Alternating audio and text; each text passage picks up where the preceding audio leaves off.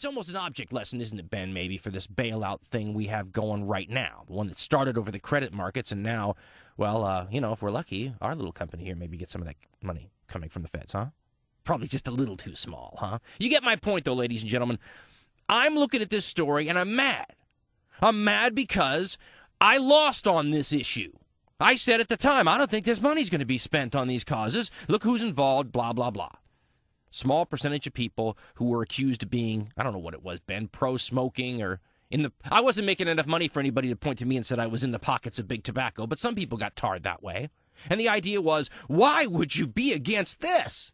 We're gonna save kids with this money and we're taking it from the evil tobacco companies. Sounded a lot better than, no, we're going to use this money for something else and we're taking it from poor people who buy cigarettes because they're addicted to them. I always said at the time, if cigarettes are so bad, why don't you just kill this cow and put it out of its misery and make the product illegal? Because you couldn't milk it anymore if you did that. That's how you know it's hypocrisy. These people really care. You just say, hey, this product is killing way too many people. We can't have this product. Why don't we do that? I can think of a huge list of reasons we don't do that. But right at the top of the list is a $. Anyway, I didn't want to talk about this story specifically. I'm used to losing. What makes me angry is that the American people's memory is so short that we do not hold the scammers accountable for the scams. And because of that, we're becoming easier to fool as a people. The consequences for people who do bad things and rip us off, lie to us, snake us, whatever it's going to be, play the 3-card Monte game with us, there aren't any consequences for those people. They know it now. They're going to do it more. What the hell am I talking about, Ben? I have a lot of explaining to do. What did Ricky Ricardo say? I have a lot of explaining to do. Okay. Let's take another issue for a second. Same era, by the way, here in the state I reside in, Oregon. Back in the 1990s, Oregon was having a sort of a public debate, I guess you could call it, over the question of mandatory seatbelt laws. You know what that is, right? Don't know. Maybe you come from a country where they don't do this, or maybe you come from a country that's been doing this for 70 years and it's no big thing. But at the time in the 1990s, you could choose whether or not to wear a seatbelt in a car. It was up to you.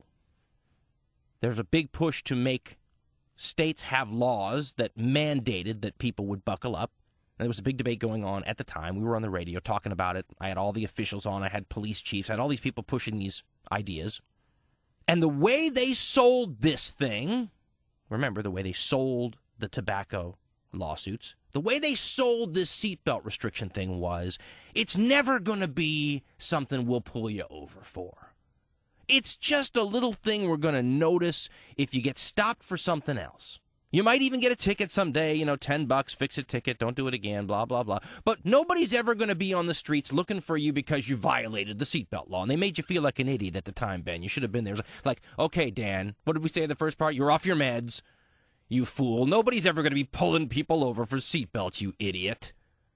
2 years later, they're having advertisements running on the very station I was on, telling you that, this Labor Day weekend, police will be looking for people not buckled up. There's a big enforcement camp, and basically they're having almost like checkpoints where they're looking for people who aren't buckled up.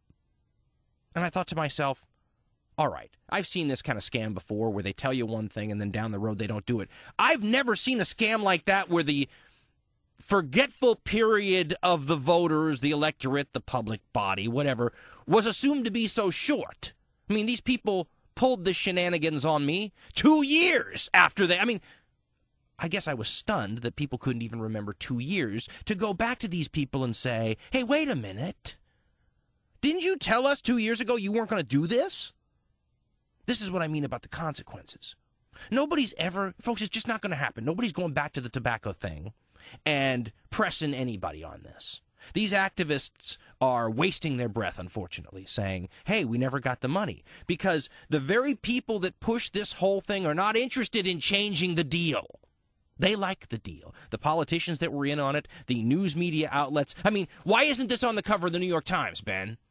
Day after day, the big tobacco scam. The money didn't go to health care. The money didn't go to anti-smoking programs.